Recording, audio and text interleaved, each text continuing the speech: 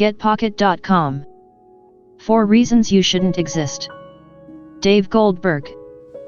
14 to 17 minutes. Amid perfect cosmic symmetry, there's us. Photo by illustration Alex Ebenmeyer. You're almost unfathomably lucky to exist. In almost every conceivable way. Don't take it the wrong way. You, me, and even the most calming manatee are nothing but impurities in an otherwise beautifully simple universe. We're lucky life began on Earth at all, of course, and that something as complex as humans evolved. It was improbable that your parents met each other and conceived you at just the right instant, and their parents and so on back to time immemorial. This is science's way of reminding you to be grateful for what you have. But even so, I have news for you, it's worse than you think.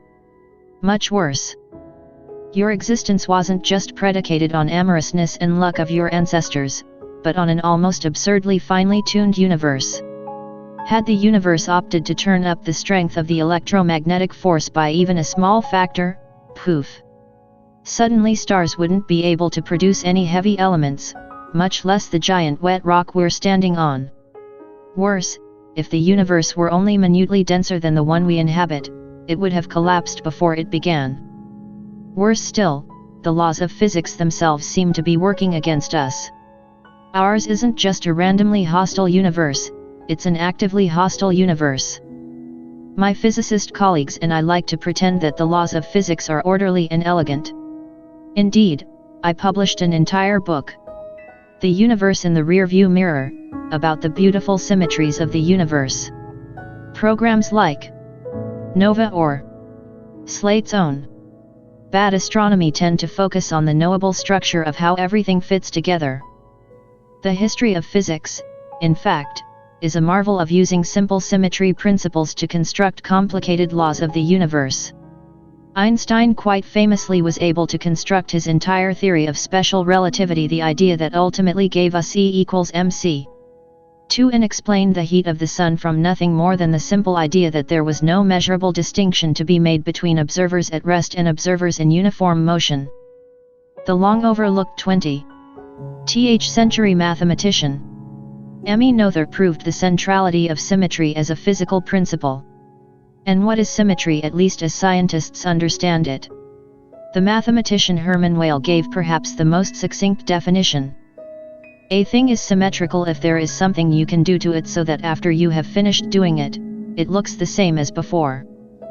Which sounds innocuous enough until you realize that if the entire universe were made symmetric, then all of the good features, e.g., you, are decidedly asymmetric lumps that ruin the otherwise perfect beauty of the cosmos. The seemingly simple idea that the laws of the universe are the same everywhere in space and time turns out to yield justification for long-observed properties of the universe, like Newton's first law of motion, an object in motion stays in motion, etc., and first law of thermodynamics, the conservation of energy. As the Nobel laureate Phil Anderson put it, it is only slightly overstating the case to say that physics is the study of symmetry. Everything is kinda the same? Every Friday night is like every other one? Sounds almost comforting. But it would be a mistake to be comforted by the symmetries of the universe. In truth, they are your worst enemies. Everything we know about those rational, predictable arrangements dictates that you shouldn't be here at all. How hostile is the universe to your fundamental existence? Very. Even the simplest assumptions about our place in the universe seem to lead inexorably to devastating results. The laws of physics seem to act equally in all directions. This is one of the great symmetries of nature. It gives rise to the inverse square law of gravity. The pull of gravity decreases proportionally to the square of the distance between two objects. Lights seem to drop off in brightness as the inverse square as well, which means that distant stars and galaxies naturally appear quite a bit dimmer than those nearby. On the other hand, the farther away we look, the more galaxies we can conceivably encounter in our field of view. Add the two effects together, and the farther you look in any given direction, the more galaxies you see, even though each more distant one is individually dimmer. The cumulative brightness will appear greater and greater the farther you look. Taken to the logical extreme, the infinite recesses of space, in every direction you look you should eventually see a star, and the entire sky should appear as bright as the surface of the sun. So why is the sky dark at night? That query isn't quite as stupid as you might suppose. It's called Olbers' paradox. After Heinrich Olbers, who, in 1823, was one of the last people to discover it, Johannes Kepler came up with a similar idea back in 1605, and the astronomer Thomas Digges noticed a similar problem a quarter century before that. If you suppose that astronomers are just playing math games, go to the middle of a forest. Nearby trees will look big. More distant trees will look small, but there are so many of them that if you are far enough into the woods, you won't be able to see out in any direction. Now suppose that those trees were on fire and were as bright as the sun. In Darkness at Night, a riddle of the universe, the cosmologist Edward Harrison puts it rather poetically. In this inferno of intense heat, the Earth's atmosphere would vanish in minutes, its oceans boil away in hours, and the Earth itself evaporate in a few years. And yet, when we survey the heavens, we find the universe plunged in darkness. The symmetry of the universe would bake us in no time at all, but an asymmetry rescues us. Kepler recognized that for the sky to be dark at all, the universe must be enclosed and circumscribed by a wall or a vault. And so it is. That vault is the beginning of time. The beginning of time introduces yet another obstacle to our existence. Protons and neutrons started to coalesce a millionth of a second after the first instant of time, but things were happening so quickly that this seemed like an eternity. Matter tended to pop into and out of existence, and with it, a mysterious-sounding substance known as antimatter. Science fiction tends to make a fuss out of antimatter. It shows up in everything from the propulsion system of the Starship Enterprise to an incredibly ridiculous MacGuffin in Dan Brown's Angels and Demons. And why? Because if there's one thing we know about antimatter, it's that if you meet your antimatter twin, you should never, ever shake hands. Doing so will utterly destroy you both. But antimatter has a somewhat unwarranted reputation for violence. Antimatter is nothing more than the mirror image of ordinary matter, hence the symmetry. A positron, the antimatter version of an electron, for instance, has the same mass as the ordinary version. It spins at the same rate. The only difference is that the positron has a positive charge and the electron has a negative one.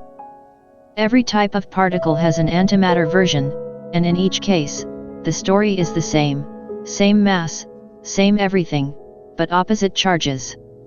Even stranger, the laws of physics don't much care whether we make ourselves a universe filled with ordinary matter or antimatter. The laws seem to be almost exactly the same. The almost requires a bit of explanation.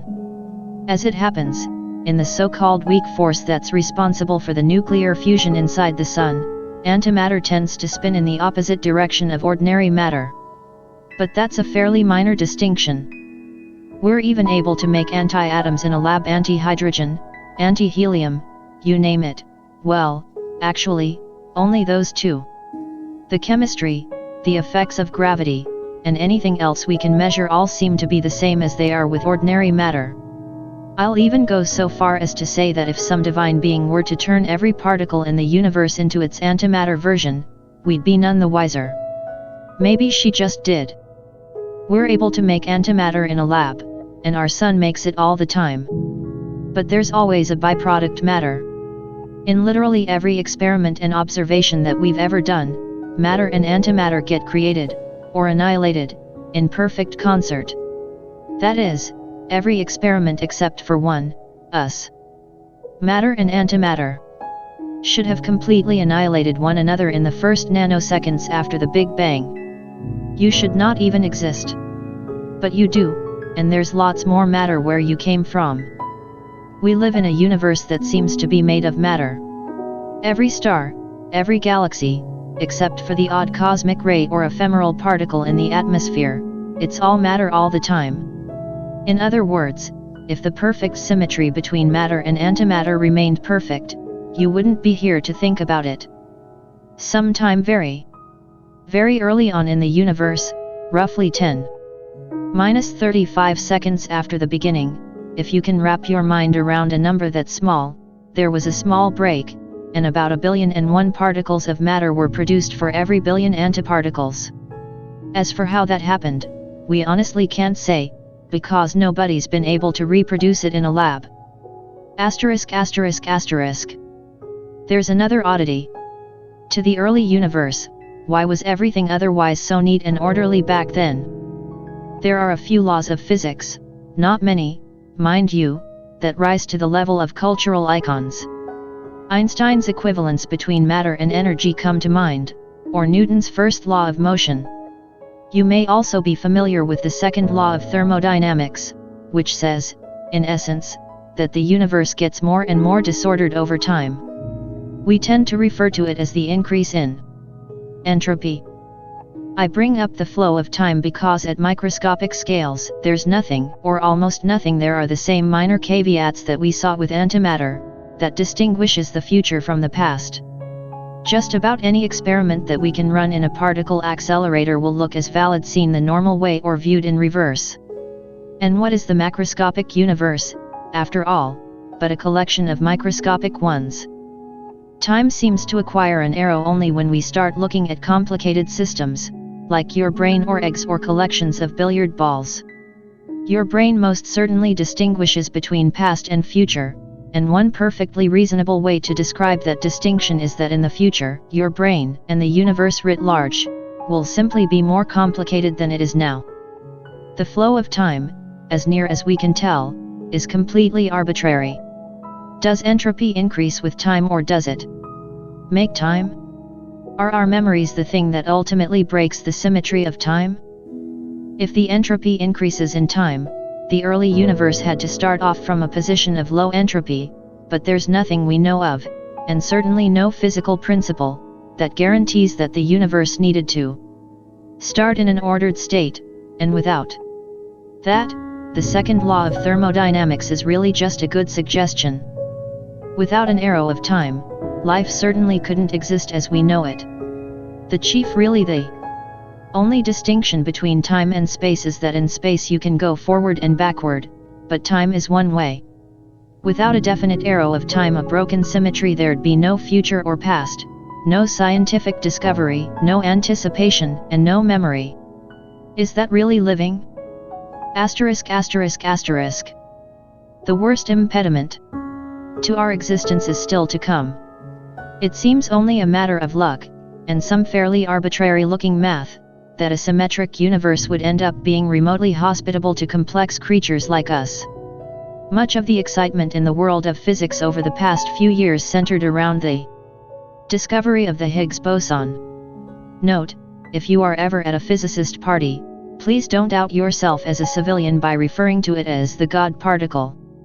You could be excused if you didn't get what all of the fuss was about. The Higgs famously endows mass to other fundamental particles. In the simplest of all possible universes, all fundamental particles should be massless, and some are, like the photon. But most particles have some heft to them. The magic of the Higgs comes from the inversion of E equals mc.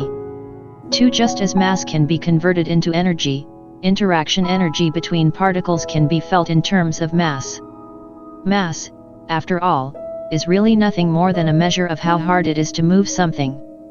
In the Higgs model, Higgs bosons pop momentarily out of the vacuum of space and allow particles to interact with themselves and in doing so, acquire mass. That's not even the crazy part. Our universe is a random universe where quantum mechanical uncertainty can create particles in the blink of an eye and annihilate them just as quickly. No, the weird part is that an elegant universe is no place for the Higgs. It is, in a sense, shoved into the equations simply to force mass to come out the other side. The discovery of the Higgs was huge, and the Higgs was celebrated, in no small part, because it purported to give rise to mass. But as with most discoveries, this is a bit overblown. Your atoms get most of their mass from the protons and neutrons inside. The protons and neutrons, in turn, are made up of even smaller, fundamental particles known as quarks, and yes, it's true that the quarks get their mass from the Higgs. But if you add up the quarks in a proton, the sum is very much greater than the parts. The quarks amount to only about 2% of the mass of the proton, and the rest comes from the insane speeds and energies inside the proton itself. The Higgs, in other words, counts for very little when you step on the scale. Electrons care a great deal more about the Higgs, since a world with a massless electron is far different from our own. Electrons are the yin to the proton's yang. They allow for a flow of electricity, and by sharing electrons between atoms, allow for bonding, for chemistry itself.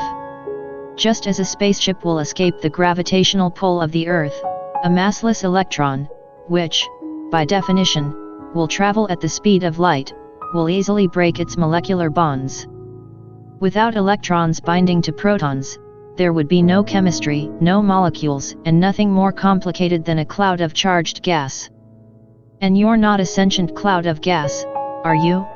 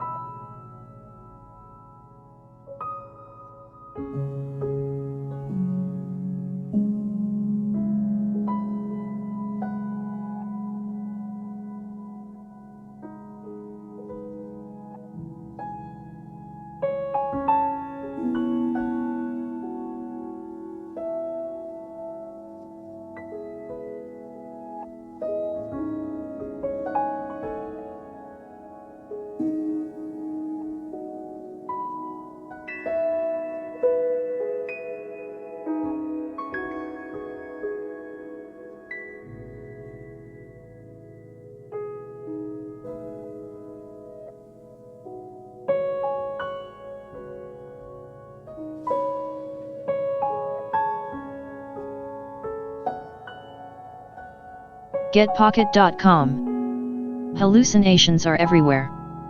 Joseph Frankel. 8 to 10 minutes. Photo by Dan Kitwood/Getty.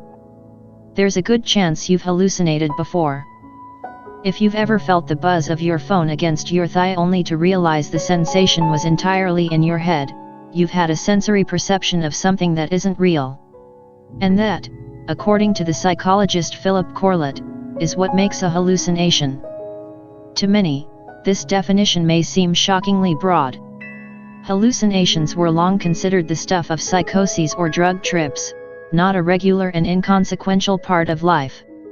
But Corlett operates on the idea that hallucinations exist within a hierarchy. At the highest level, according to Corlett's collaborator Albert Powers, they would be something like hearing whole sentences of clearly spoken speech of a being who seems quite real.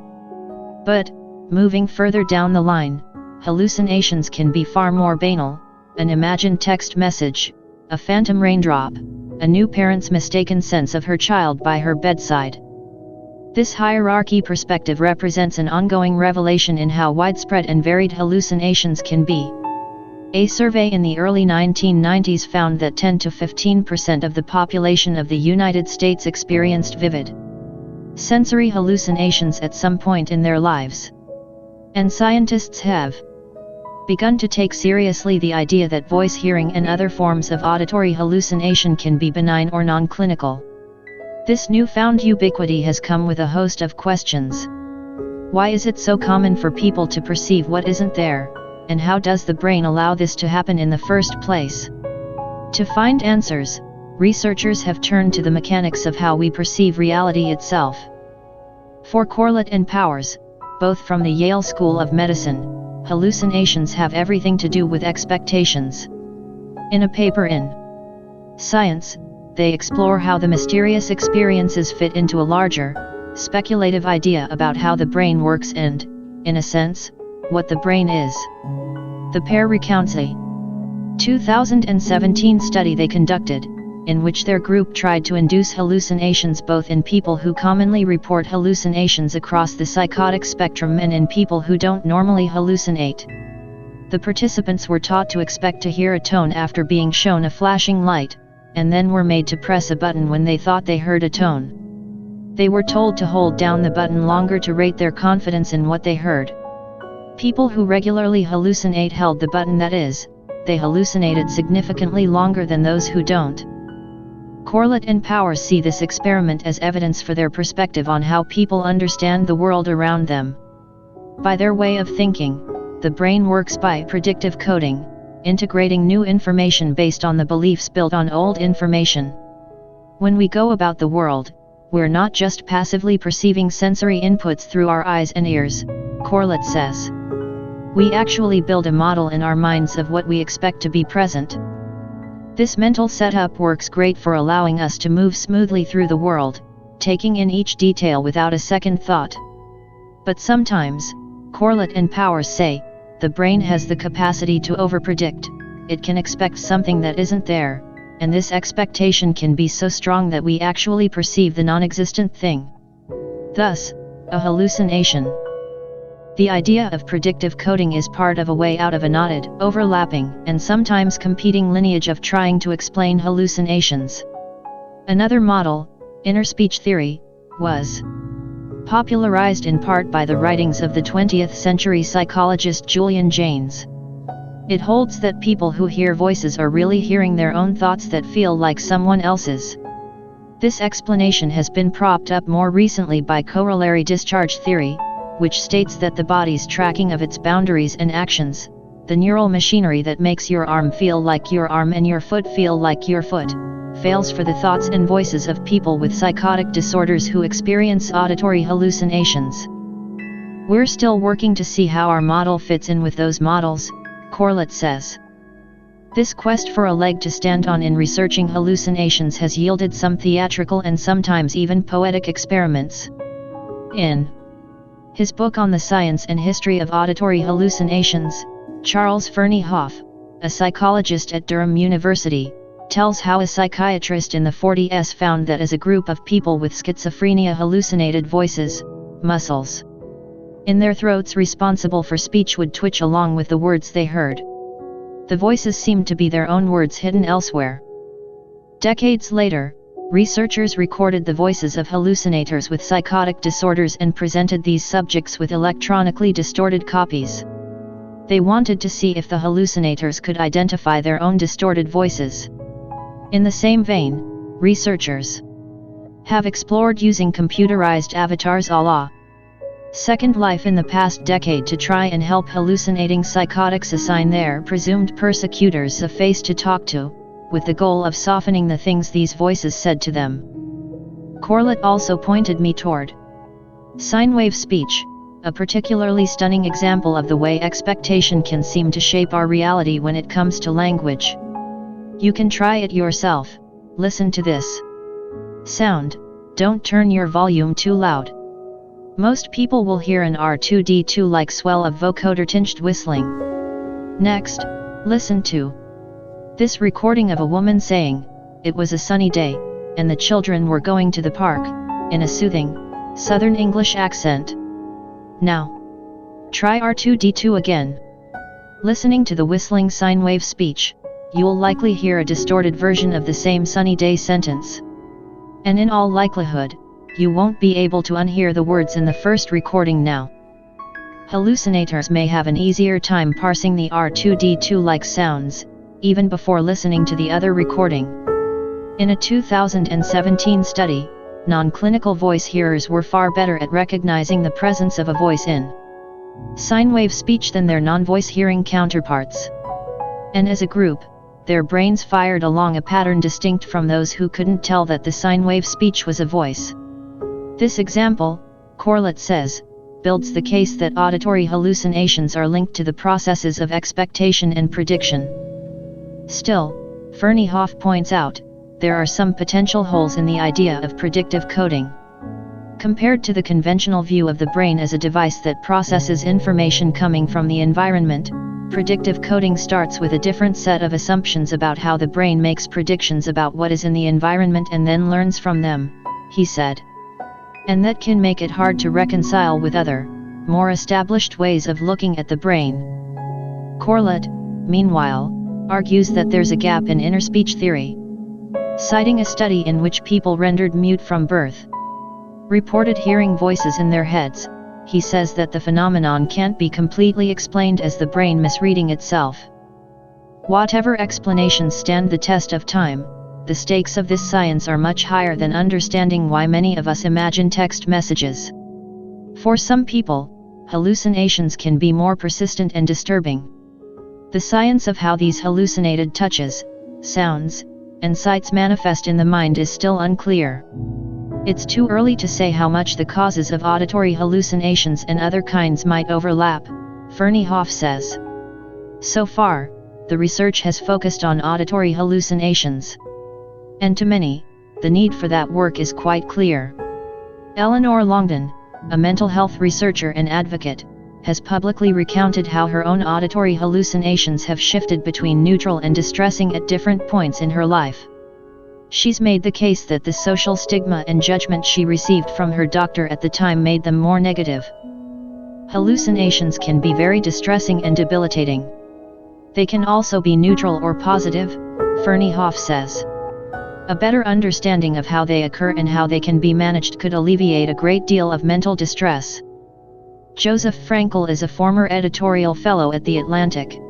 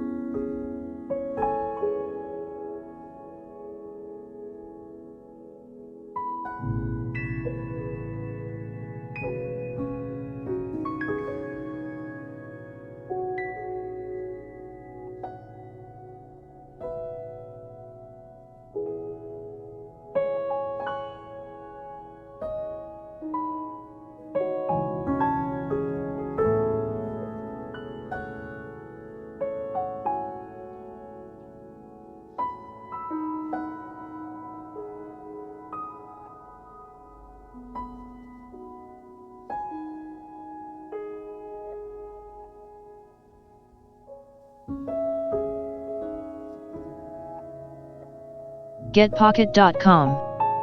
3 mental blocks that keep you from doing what you say you want to do. Daniela Ballarizo. 7 to 9 minutes. Illustration by Jordan Awen. Think about the last time you said you wanted to do something. Maybe you wanted to eat healthier, write every day in a journal, or declutter your home. But despite your sincere desire to achieve the goal, you've gotten no further than a few steps along the path. Why not? While you might be tempted to say it's because of laziness or a lack of willpower, New York City cognitive psychologist and coach Amanda Crowell has another name for this phenomenon: defensive failure. Crowell offers an example from her own life to illustrate. Growing up, she loathed exercising. She was fond of saying, "I will run when a bear is chasing me," and never before then. This aversion went on for another 34 years, she said in a TEDx Harrisburg talk, until I woke up one day with an infant, and a back that hurt all the time. If she wanted to be the kind of mom she aspired to be, a mother who can chase around her kids at the park or pick her kids up and swing them around, as she put it, she needed to get in shape. One Sunday, she told her husband that starting that week, she'd go to the gym regularly. Monday came and went without her making it there. Then days, weeks, and months flew by and Crowell hadn't set foot inside the building. She says, "I meant to go to the gym, I intended to go to the gym, so why am I not going to the gym?" To answer the question, Crowell did 3 years of research. Defensive failure is the term she came up with to encapsulate what occurs when we want to achieve something and we think about it constantly but we don't do it. She says, "I found that there are 3 powerful mindset blocks that are keeping you locked in a cycle of defensive failure." Below, she explains what they are and how to beat them. Block number 1, I just don't think I can do this. After her need to exercise epiphany, Crowell decided to take up running. One day, she put on her running shoes and went for a jog. However, she did so while wearing baggy yoga pants that had no place to put her phone, which she needed for the 5K app she was using. She was a mess, she recalls. "I'm running holding up my pants with one hand and my phone is in the other." For many of us, experiencing such a shaky start would be enough to deter us from going any further. You think somewhere in your heart that you just can't do it, she says. You think that some people have the talent or the genetics to do this thing, and you don't. As she says, if you believe that at the core of success is talent and genetics, then this rookie mistake matters a lot. It's the proof you need that you didn't have what it takes. Crowell didn't let her shaky start hinder her. She eventually completed a triathlon and a half marathon. How to outsmart it? Try to think of each failure as just another step on the road to progress by developing what Stanford University's Carol Dweck, watch her TED Talk, and other psychology researchers call a growth mindset. When you cultivate this kind of mindset, Crowell says, these rookie mistakes lose their significance. They are no longer proof that you never should have tried. They're opportunities to learn, because you know that at the heart of success is not talent, it's effort over time that produces accomplishments. The next time you feel like you've fallen short, tell yourself, this is putting me one tiny step closer to my goal. Block number 2, people like me aren't good at this. Through years of action, experimentation, and intense reflection upon who we are, where we came from, and who we want to be, we carve out our own identities. For many of us, it's a hard-won process. And while our identities can give us a sense of meaning and a place in the world, sometimes they can get in our way when we're attempting new things. When Crowell first became certified as a coach, she struggled to sell herself and find clients. She made plans to attend different networking events, but when the dates approached, she'd invariably decide she was too busy. After researching defensive failure, she realized that she was resisting blowing her own horn because it went against her identity. This is a common feeling. Many of us will avoid doing anything that threatens our sense of self, Crowell says. In her case, she thought of herself as a heart-centered helper type, and, she says, promoting myself and selling my services felt very inauthentic. It felt really pushy. How to outsmart it? The answer is simple. Find people like you doing things like this, and share your concerns with them, says Crowell. She says, I had to find a heart-centered helper type who was great at promoting her business and learn from her. This peer showed her ways that she could sell her business without feeling like she was selling out. The closer you can bring your goal or activity to your identity, the easier it will be for you to move forward. Block number 3, I feel like I have to do this thing, but I don't really want to do it. Or, as Crowell puts, secretly, you don't want to do it, you just think you should want to do it. Basically, you value it for the wrong reasons. She says that there are generally 2 reasons why we want things. On the one hand, you can value them for what we refer to as intrinsic reasons, reasons that come from inside of you, your interests, your curiosity, or your long-term hopes and dreams. On the other hand, she adds, there are the extrinsic reasons, like all the cool people do it, or my mom would be proud, or boy, would I like to be admired. Let's say you're trying to stick to a budget, says Crowell.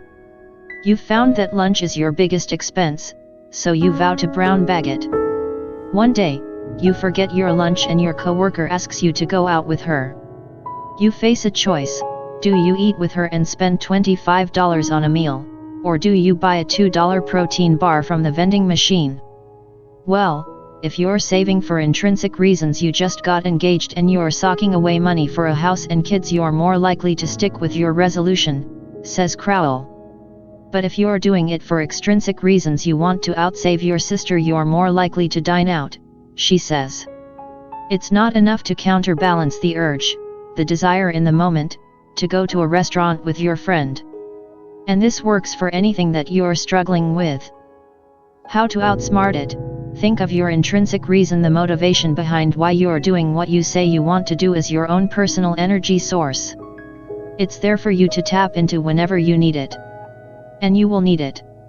Crowell says, if the work you want to do is hard, there will be urges in the moment to quit, and it is intrinsic interest that keeps you focused on the steps you need to take. If you're only coming up with extrinsic reasons for your activity or goal, you may decide that it's not worth pursuing. But if you feel in your heart of hearts that it is, she says, you must draw the bright line between the thing you want to do and your long-term hopes and dreams. After you figure out that underlying inspiration, write it down on a scrap of paper and tuck it into your wallet. Crowell says, when the moment comes that you want to get out or give up, you have to take that piece of paper out. Read it, and let it recharge you. Watch her TEDx Harrisburg talk now. Daniela Ballarizo is a media fellow at TEDx. She is also a writer and comedian based in NYC.